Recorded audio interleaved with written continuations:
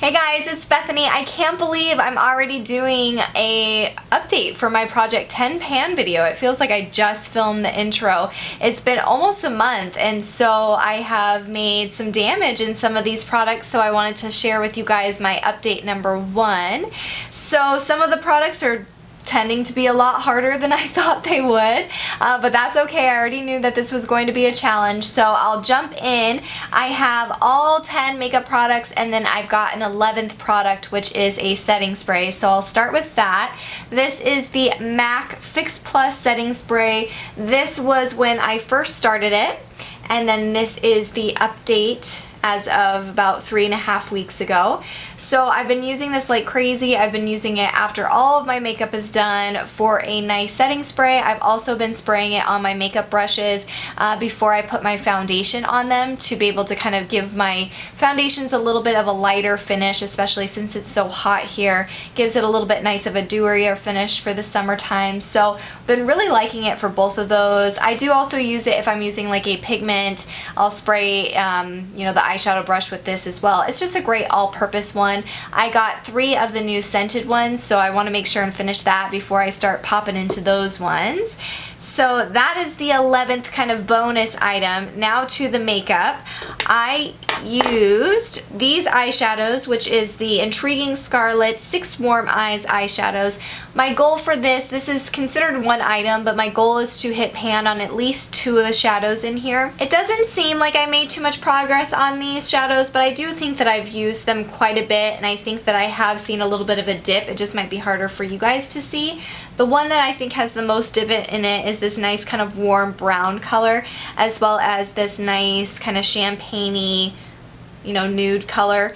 And then I have been using this color, this nice kind of light matte taupe in my crease a lot, and I adore this green, and then I adore this burgundy. I haven't used the teal too much, but definitely was using those 5 a lot. I'm hoping to have hit pan on at least one of these by next update. That's my kind of overall goal, but we'll see how it goes.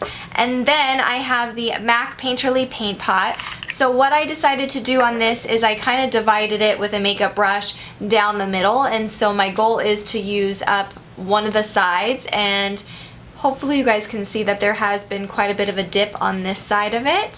For this product, which has also been really hard to kind of figure out how to really show where I have made progress, and it has been quite a challenge because it's so pigmented, is this Relaxation color lip and cheek color. It's the casual color line, and what I did for this is I kind of had a goal in my mind of using a 4th of this product. So this little section right here is like my 4th that I want to start working on, and it hardly looks like I've done anything, unfortunately. But I will switch it up from using it as a lip product to a cheek product, so hopefully kind of switching that up will get me down to that bottom quicker. I don't know. This one's going to be really tough. I don't know if this one's going to happen. And I have 3 more of these in my collection, so those are insane. Let's go to 2 more eyeshadow sticks. So I decided to do the whole paper measuring thing that a lot of you guys have been doing on your Project Pan videos, and I think it's genius. So I decided to get on the bandwagon with that. We'll start with the lip liner just because it's over here. So Subculture lip liner was the lip liner that I picked for this Project Pan, and so I measured it on here. It's this little section right here. This is where it was when I first started, so I took the cap off when I was measuring. And so this is where I was when I first started, and then basically brand new, and then this is where I'm at now at this first update. So I've used quite a bit. Unfortunately, this lip liner sucks. I mean, it is terrible. It is so dry, it like kills my lips when I try to put it on there. And so I've been like putting on lip gloss beforehand or chapstick to try to make it a little bit less harsh. I've been rubbing a lot of it on my, you know, hand to kind of warm it up before putting it on my lips because it hurts. Like, not to be dramatic, but it hurts because this is so dry. I was thinking about maybe even, I don't even know how I would do this, like depotting it. I have like some little, you know, empty containers of depotting it and like mixing it with a lip gloss and just using it that way, but I don't even know if I would be able to do that. Ugh. I like don't even want to use it, but I want to use it because I want to get my money out of it. But if you guys have any ideas on how to make it work so I can get my money's worth and use it, because the color is really pretty. I do enjoy the color. It's just so dry, and I have heard this from many of you guys when I posted my video when I was kind of worried that it was sort of dry, that a lot of you guys have had that problem with that lip liner. So that one is a mess. But these little oh, there goes the lid. Little eye chrome things have been really fun. I've actually liked them a lot. So this polished jet one is the middle section right there, and with the lid off, I kind of measured it where that was the start because it was basically brand new, and then that is the first update, that line right there if I stand it up. So I sharpened it probably about 2 or 3 times. I've been using this one mostly as a base and then covering it up with a shadow. I've been using a lot of my Urban Decay eyeshadows with this one just to make those shadows really pop.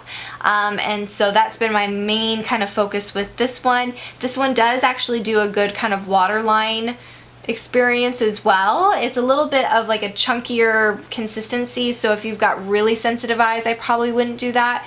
But this could be really great to smoke on the bottom lashes too, and I've been really liking it. I like it. I don't know if it was worth the $20+, but I think it's a nice product. And then I really loved this one. This is the Rich Glance one. Started this one basically at the same point as the Polished Jet one, and then this is the first update. So as you can see, I've used this a little bit more, and I do need to sharpen it. I used it, I think, yesterday. And I adore this product, and I don't put any shadows on top of this one because it's so pretty by itself. It's such a gorgeous, beautiful metallic neutral. It's got a nice kind of creamy texture to it.